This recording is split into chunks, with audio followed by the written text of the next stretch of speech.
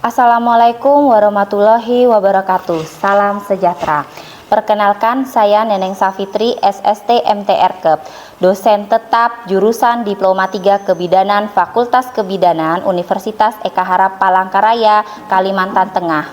Video ini dibuat dalam pernyataan diri dosen untuk unjuk diri Tridharma Perguruan Tinggi atau PDD UKTPT dalam proses untuk sertifikasi dosen tahun 2026 khususnya dalam bidang pengajaran. Salah satu mata kuliah yang saya ampu yaitu asuhan kebidanan kehamilan, di mana asuhan kebidanan kehamilan ini penempatannya pada semester 3 dengan beban bobot SKS 5 SKS. Dalam proses pembelajaran saya menggunakan 3 pendekatan yaitu delivery, interaction, and assessment. Di dalam proses pembuatan rencana pembelajaran semester dan modul dilakukan oleh tim yang dia menganut capaian pembelajaran lulusan dan nanti akan diturunkan menjadi capaian pembelajaran mata kuliah. Pemaparan kali ini saya akan mendeskripsikan bagaimana saya dalam menerapkan 3 pendekatan dalam proses pembelajaran, yaitu deskripsi mata kuliah, capaian lulusan pembelajaran, capaian pembelajaran mata kuliah, materi pembelajaran, metode pembelajaran, strategi pembelajaran, evaluasi penilaian, dan juga rekam proses pembelajaran. Adapun mata kuliah ini atau proses pembelajaran asuhan kebidanan kehamilan ini terdiri dari 16 pertemuan yang meliputi 14 kali tatap muka, 1 kali ujian tengah semester, dan ujian akhir semester. Adapun deskripsi mata kuliah asuhan kebidanan kehamilan yaitu mata kuliah wajib prodi Diploma 3 Kebidanan, di mana setelah menyelesaikan ini mahasiswa mampu menguasai faktor yang mempengaruhi kehamilan, kebutuhan dasar kehamilan, evidence based asuhan kehamilan, serta mampu melakukan prosedur keterampilan asuhan kehamilan dan menganalisis tanda bahaya kehamilan dan kedeteksi dan komplikasi dan penanganan kegawat daruratan selama kehamilan, serta mampu mensimulasi manajemen asuhan kebidanan dan mendokumentasikan secara benar. Capaian pembelajaran lulusan pada mata kuliah ini yaitu terdapat di KK2, mampu mengidentifikasi kelainan atau komplikasi kasus kehamilan, persalinan, pasca persalinan, BBL, dan balita. Adapun CPL ini nanti akan diimplementasi atau diturunkan menjadi capaian pembelajaran mata kuliah atau CPMK, yaitu pada mampu melakukan asuhan kebidanan kehamilan normal, asuhan kebidanan persalinan normal, pasca persalinan normal, bayi baru lahir normal, dan balita normal yang sesuai dengan standar kompetensi vokasi. Kemudian yang kedua CPMK-nya yaitu mampu mengidentifikasi penyimpangan atau kelainan kasus kehamilan, persalinan, pasca persalinan, bayi baru lahir, dan balita. Adapun materi yang akan disampaikan yaitu deteksi dini komplikasi kehamilan, resiko BBLR, dan juga pertumbuhan janin terhambat. Untuk referensi yang nanti akan digunakan yaitu menggunakan beberapa book chapter yaitu tentang asuhan kebidanan kehamilan yang salah satunya adalah saya dan tim yang menyusun. Kemudian untuk selanjutnya adalah referensi dari jurnal atau artikel terindeks Sinta 4. Kemudian untuk sistem evaluasi penilaiannya yaitu berdasarkan tugas 20%, UTS 20%, UAS 30%, dan praktikum 30%. Baik, mari kita bersama-sama ke dalam kelas untuk rekaman proses pembelajaran.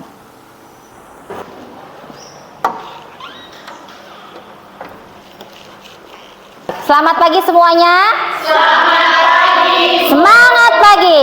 Semangat bidan. Hebat, luar biasa. Oke, tepuk tangan. Baik, assalamualaikum warahmatullahi wabarakatuh ya. Selamat pagi semuanya.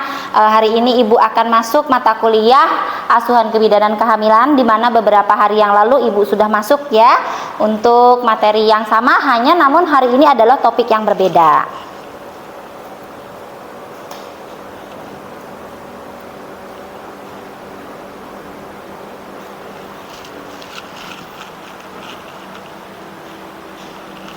Baik, sebelum kita masuk ke topik intinya, masih ingat nggak kemarin kita belajar apa minggu yang lalu, beberapa hari yang lalu?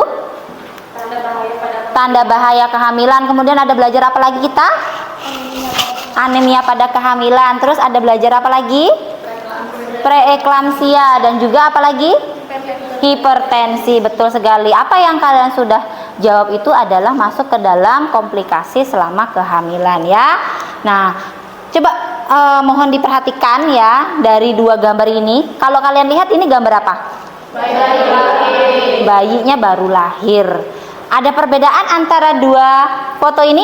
Ada. Nah, apa perbedaannya? Kalau foto yang pertama ini, bagaimana kondisi bayinya? Terlihat lebih kecil. Terlihat lebih kecil. Kemudian apa lagi? Banyak Alatnya yang banyak yang dipasang. Terus apa lagi? kemudian di dalam inkubator. Yes, betul, di dalam inkubator. Kemudian kalau bayi yang satunya? Terlihat lebih besar. Lebih apa? Suara yang sebelah sini nggak ada. Lebih besar. Terus apa lagi? Oke, kelihatan seger. Terus terlihat wajahnya apa? Menangis. Tanda, salah satu tanda bayi lahir normal adalah menangis kuat setelah lahir. Jadi kalau kira-kira menurut kalian hari ini kita belajar apa ya? Yang kalau yang satunya kecil, satunya besar? BBLR, betul sekali, pinter-pinter. Jadi hari ini kita akan belajar tentang deteksi dini komplikasi kehamilan, tentang pertumbuhan janin terhambat dan resiko BBLR. Nah ya, ini adalah capaian pembelajaran ya, dimana nanti pada saat kalian sudah menyelesaikan materi ini, kalian mampu menganalisis deteksi dini komplikasi kehamilan tentang pertumbuhan janin terhambat dan resiko BBLR. Nah, ini adalah indikator ya, beberapa indikator yang harus kalian kuasai ya. Yang salah satu adalah kalian paham tentang deteksi dini komplikasi, kemudian kalian akan bisa menjelaskan tentang pertumbuhan janin terhambat dan BBLR resikonya, kemudian mampu menjelaskan tentang penanganan kehamilan resiko janin BBLR. Kemudian ini adalah referensi yang saya gunakan ya. Ini ada sumber yang pertama adalah buku Asuhan Kebidanan Kehamilan, penerbit Eureka Medica Aksara. Kebetulan saya juga masuk dalam tim penyusunan buku ajar ini. Dia book chapter ya, book chapter. Kemudian yang kedua ini juga alhamdulillah ini adalah penelitian saya juga yang saya adopt. Kebetulan materi hari ini dengan apa yang saya pernah teliti itu juga sama tentang BBLR ya. Itu pada tahun 2024 saya meneliti dan publish kalau nggak salah sekitar tahun 2025 ya. Nah, kemudian yang kedua adalah Asuhan Kebidanan Kehamilan yang penulisnya atau pengarangnya adalah Situmorang DKK. Kemudian yang terakhir adalah Khairoh, Rosariah dan Uma pada tahun 2019, yaitu Asuhan Kebidanan Kehamilan. Nah, ini beberapa referensi yang saya gunakan. Nah, apa sih deteksi dini komplikasi kehamilan? Jadi deteksi dini kehamilan itu adalah upaya untuk menemukan atau mendeteksi dini sedini mungkin adanya kelainan atau komplikasi atau penyulit yang mungkin akan terjadi selama proses persalinan maupun bahkan ketika selama kehamilan. Betul. Nah, salah satunya adalah pertumbuhan janin terhambat yang bisa terjadinya komplikasinya yang perlu kita deteksi dini. Apa sih pertumbuhan janin terhambat? Jadi pertumbuhan janin terhambat atau IUGR itu adalah kondisi di mana bayi dalam kandungan itu tidak bisa berkembang sesuai dengan potensi genetik yang seharusnya ya. Jadi kondisi ini itu menjadi salah satu penyebab utama BBLR yang kalian lihat di foto atau slide pertama tadi. Ada bayi yang kecil toh. Nah, itu ya. Jadi dia pertumbuhannya terhambat selama masa kehamilan ya. Ini adalah patofisiologi ya. Patofisiologi yang pertama adalah gangguan pada plasenta pada ibu dan janin. Jadi kalau ada gangguan pada ibu, gangguan pada plasenta, pada janin, itu aliran darah atau outre plasenta itu akan menurun. Padahal seperti yang kita ketahui bahwa suplai nutrisi atau makanan janin itu berasal sumbernya dari plasenta, betul sekali. Jadi apabila suplai oksigen dan zat gizi janin berkurang, maka akan terjadinya pertumbuhan organ terhambat. Nah, bisa menyebabkan berat badannya tidak sesuai dengan usia kehamilan, maka terjadilah BBLR. Betul sekali ya. Ini adalah tanda gejala IUGR. Ya, kelihatan bahwa saat pemeriksaan tinggi fundus uteri itu dia lebih kecil dari usia kehamilan ya. Biasanya kalau kita mengukur tinggi fundus uteri kita menggunakan apa? Alatnya? sentimeter namanya apa? Medline. Ya, diukur dari mana ke mana? Dari tepi atas simpisi sampai ke fundus. Fundus itu apa yang diraba itu adalah itu fundus. Ya. Contoh usia kehamilan 28 minggu. Patokannya usia 28 minggu itu reng-rengannya beratnya sekitar 1000 gram. Itu hanya tafsiran. Kalau kurang daripada itu, maka bisa terjadinya apa? TBBJ-nya kurang dari usia kehamilan. Ada rumusnya. Kenapa kok pakai Medline? Medline itu nanti hasilnya apa? Sentimeter. Nah, contoh usia 28 minggu, dia belum masuk, kepalanya belum masuk. Itu ada rumusnya. Kalau kepalanya belum masuk, hasilnya berapa sentimeter? Tadi misalnya 23 cm. Dikurang, kalau belum masuk kepalanya dikurang 12 kali 155. Tapi kalau kepalanya sudah masuk 23 tadi dikali 11 dikurang 11 dikali 155. Itu adalah rumusan tafsiran berat badan janin lahir rendah, ya. Oke. Kemudian yang kedua adalah pertumbuhan pertambahan berat badan ibu tidak sesuai. Biasanya ini ibu-ibu yang kelihatan ibunya adalah kek atau kekurangan energi kronis, itu sangat kelihatan. Biasanya terlihat di mana? Hasilnya lila, betul, lingkar lengan atas, batasan lila pada kehamilan normalnya berapa? 23,5. Betul, 23,5 cm ya. Kalau kurang daripada itu berarti kek, perlu dicurigai dan harus segera ditanganin. Kemudian gerakan janin kurang dan hasil USG berat badan janin itu di bawah persentil ke-10. Jadi per 10%-nya itu kebanyakan berat badannya lebih kecil ya, seperti itu. Nah, pertumbuhan janin terhambat maka akan terjadinya resiko BBLR. Nah, ada yang ingin tanyakan? Sebelum ibu lanjut ke BBLR, ya silakan Flora. Ya, silakan maju. Gimana? Apa saja faktor risiko selama kehamilan yang bisa menyebabkan BBLR? Oke, terima kasih. Pertanyaannya bagus. Jadi ada pertanyaan dari Flora. Apa saja faktor risiko yang sering terjadi selama kehamilan? Itu ya, betul ya. Jadi apa saja itu selama kehamilan? Yang pertama biasanya terjadi anemia. Ya, anemia itu biasa paling sering terjadi pada ibu hamil. Ya, paling sering. Kenapa tadi anemia bisa terjadi pada ibu hamil? Karena terjadinya apa? Pengenceran darah selama kehamilan. Makanya harus was-was selama ibu hamil dan harus diberikan berapa tablet zat besi?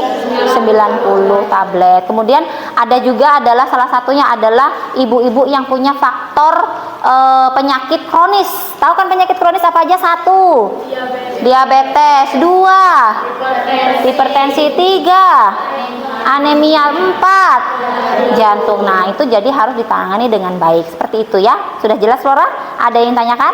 Baik, saya lanjutkan. Nanti saya sambil ya kalau ada pertanyaan lagi.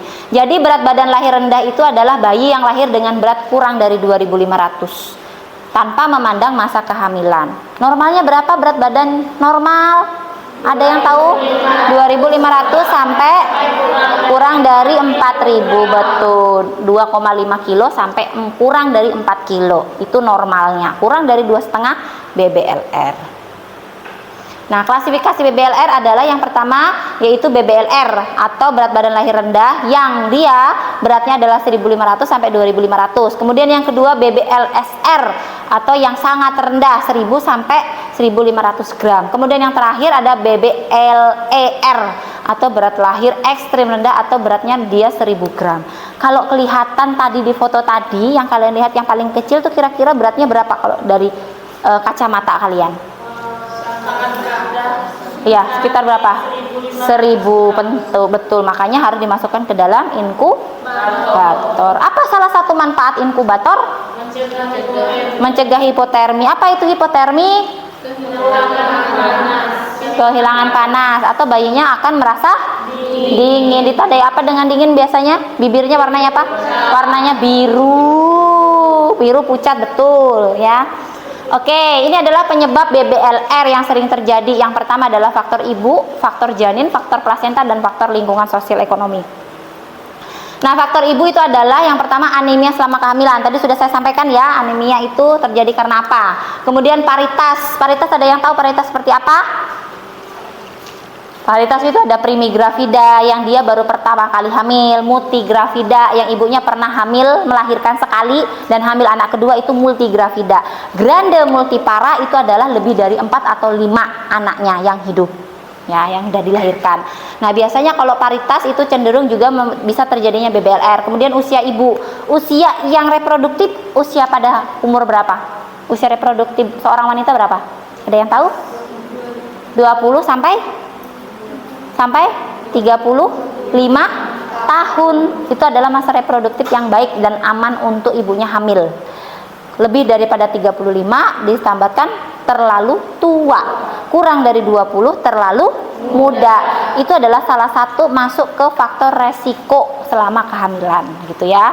Kemudian status gizi kurang atau KEK tadi yang ditandai dengan lilanya kurang dari 23,5 cm. Kemudian penyakit kronis tadi. Penyakit kronis kalau ibunya udah tahu penyakit kronis, oh saya punya hipertensi, berarti harus mengendalikan selama kehamilan, tidak boleh makan atau minum yang memicu tekanan darahnya menjadi tinggi. Salah satu yang memicu tekanan darah tinggi apa aja? Makanan yang mengandung banyak apa? Banyak apa? Banyak yang asin-asin itu apa? Banyak garam, yang asin-asin. Kemudian ibunya tidak boleh stres, karena kalau sudah stres itu paling cepat untuk tekanan darahnya tinggi ya. Jadi itu yang dikendalikan ya. Kemudian faktor janin yaitu kelainan bawaan cacat, kemudian kehamilan kembar. Kenapa kok kehamilan kembar itu bisa salah satunya beratnya rendah, yang satunya normal atau mungkin dua-duanya rendah? Kenapa? Ada yang bisa jelasin? Namamu siapa? Ya, Melisa. Gimana Melisa? Karena selama dalam kandungan itu plasentanya cuma satu dan mereka itu berebut makanan. Yes, betul sekali. Jadi rata-rata itu bayi ya, janin yang dia kembar itu plasentanya satu.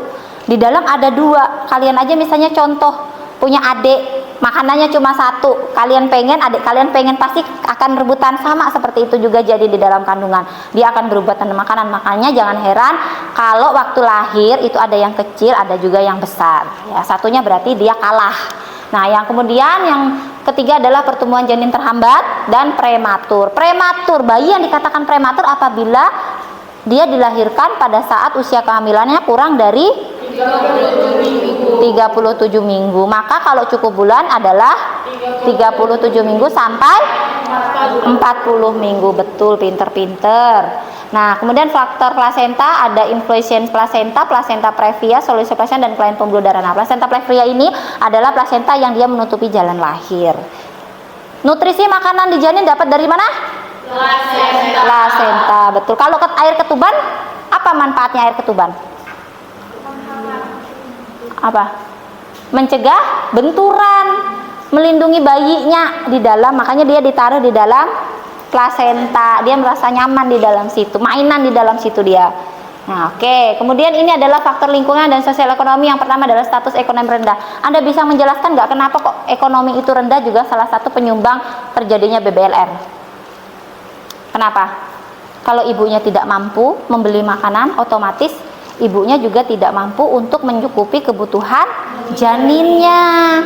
Kemudian tingkat pendidikan rendah, ibu yang tamat SD yang atau tidak sekolah, maka pengetahuannya tentang kehamilan atau pemeriksaan kehamilan atau dia tentang BBLR itu tidak tahu, maka dia tidak akan tahu cara mencegahnya. Kemudian pengetahuan kurang, meskipun ibunya mungkin katakanlah tingkat pengetahuannya SMA, apabila ibunya jarang dan tidak tahu tentang BBLR, maka juga tidak akan tahu tentang mencegah BBLR gitu ya. Kemudian pemeriksaan ANC tidak teratur. Oke. Pemeriksaan ANC yang direkomendasikan oleh Kemenkes minimal berapa kali? 6 kali. 6 kali di trimester 1 berapa kali? 1 kali. Trimester 2 berapa kali? 2 kali. Trimester 3 berapa kali? 3 kali. Yaitu 6 kali ya, wajib. Itu hanya minimal. Boleh kurang? Tidak. Boleh lebih? Sangat boleh ya, tapi jangan setiap hari. Nanti kalau setiap hari bidan atau dokternya ini bosan, apa bu kok datang lagi gitu ya. Oke. Kemudian pencegahan BBLR ya, pemeriksaan kehamilan rutin tadi salah satunya. Kemudian pemenuhan kebutuhan gizi selama hamil. Kalau kebutuhan gizi yang paling bagus adalah ada apa? Ingat nggak tentang apa? Di piring ada apa namanya? Isi piringku. Di dalam isi piringku ada ya. Kemudian protein hewani, nabati, sayur dan buah ya itu. Kemudian meningkatkan pengetahuan penyakit tentang pencegahan. Oke. Ini tadi pencegahan. Nah, ini adalah hasil riset saya ya, yang saya tadi itu 30 responden didapatkan 17 orang memiliki tingkat pengetahuan yang baik setelah diberikan edukasi. Maka sebenarnya kalau kita penyuluhan maka ibunya akan bagus pengetahuannya. Nah, ini penanganannya. Yang pertama jaga suhu tubuh bayi, pemberian nutrisi. ASI yang paling direkomendasikan berapa? 6 bulan. Namanya kalau 6 bulan disebut apa? ASI. Kalau ASI eksklusif itu seperti apa? Yang tidak ada campuran selama memberikan ASI seperti air atau madu dan lain-lain. Betul. Jadi full ASI tanpa makanan atau minuman apapun, hanya ASI. Karena di dalam ASI itu mengandung apa? Banyak sumber protein, pokoknya banyak sumber energi, banyak sumber nutrisi, dan juga yang paling penting adalah antibodi ya. Ini pencegahan infeksi, kemudian pemantauan kondisi bayi, jangan lupa karena BBLR itu rawan sekali terjadinya hipotermi ya. Kemudian edukasi pada orang tua bagaimana cara penanganannya. Oke, sebelum ibu masuk pertanyaan, ibu mau tanya, ada yang ingin ditanyakan enggak? Oke, silakan berdiri. Laras. Baik Ibu, saya ingin bertanya, bagaimana cara efektif penanganan bayi BBLR BB kisaran 1.500 sampai 2.000? Baik, terima kasih. Baik, jadi ini ada pertanyaan dari Laras, gimana sih Bu penanganan yang efektif untuk BBLR yang beratnya sekitar 1.500 sampai 2.000? Gitu ya. Nah, jadi biasanya ada rekomendasi namanya tentang metode kanguru ya. Tahu nggak kanguru itu apa? Hewan yang melompat-lompat, terus di ini ada apa yang dibawanya? Ada kantong. Terus kantongnya buat apa sama kanguru? Untuk menyimpan anaknya. Berasal dari mana kanguru? Dari Australia ya. Jadi ada namanya metode kanguru ya Laras. Nah, dan yang lainnya. Jadi metode kanguru itu adalah janin yang BBLR itu diletakkan di dada ibunya, kemudian kayak kodok itu ya, skin to skin, jadi kulit ke kulitnya bayi sama ibunya itu nempel. Terus nanti ada baju, ini ibunya nggak pakai baju ya, setengah badan itu nggak pakai baju, tapi ada baju penutup yang menutupi, kain atau penutup yang menutupi ibu dan bayinya. Nah, itu kurang lebih sekitar 2 jaman setiap harinya ibu melakukan metode kanguru. Maka ibu akan memudahkan untuk memberikan full ASI dan juga pencegahan hipotermi. Seperti itu. Ada lagi pertanyaan? Sudah cukup jelas? Oke, ada lagi yang ingin tanyakan? Ya, Lisa Milawati. Apa peran bidan dalam mencegah AUGR dan BBLR? Oke, terima kasih. Jadi apa sih sebenarnya peran kita kalau sudah menjadi bidan? Ada yang bisa bantu jawab? Oh, silakan Laras. Memberikan edukasi kepada ibu selama kehamilan. Ya, edukasi betul. Kita memberikan salah satunya caranya dengan mengedukasi ya, memberikan edukasi pada ibu cara mencegah BBLR. Itu salah satu peran kita sebagai bidan. Ada lagi yang bisa jawab? Oke, Melisa gimana? Pemeriksaan rutin seperti ANC. Betul. Jadi kita mengajak ibunya, sebagai bidan kita mengajak ibunya untuk rutin melakukan pemeriksaan ANC begitu ya. Oke. Baik, ada lagi yang tanyakan? Kalau tidak ada, ibu lagi yang bertanya. Nah, ini. Siapa yang bisa menjelaskan deteksi dini kehamilan? Yuk, siapa? Oh, Melisa. Hebat Melisa, ini dari tadi bertanya dan menjawab. Gimana Melisa? Ya, apa deteksinya? Boleh. Untuk deteksi dini itu adalah upaya untuk menemukan atau mendeteksi sedini mungkin adanya kehamilan seperti komplikasi dan penyulit selama kehamilan. Oke, betul sekali. Tepuk tangan untuk Melisa ya. Jadi upaya untuk mendeteksi dini ya itu. Oke, kemudian yang kedua, apa sih pertumbuhan janin terhambat? Ayo. Oke, Lisa Milawati silahkan.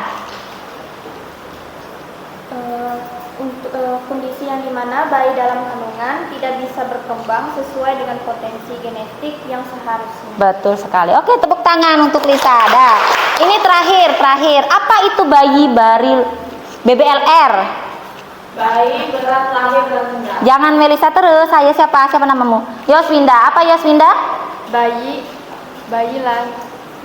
baru lahir rendah. Bayi baru lahir rendah yang dilahirkan dengan berat badan berapa? Di bawah 2.500 gram. Betul sekali. Berat badan lahir rendah dengan beratnya kurang dari 2.500. Betul sekali. Oke, tepuk tangan untuk kita hari ini. Baik, materi saya pada siang hari ini, pokok siang ya, sudah mau siang ya. Dari pagi sampai siang hari ini cukup sampai di sini. Ada pertanyaan sebelum saya akhiri? Tidak ada, cukup jelas. Saya berharap pertanyaan materi pada saya hari ini itu bermanfaat untuk kalian semua. Mohon maaf apabila selama saya mengajar ada salah kata. Terima kasih. Selamat pagi. Selamat pagi, Bu. Terima kasih, Bu.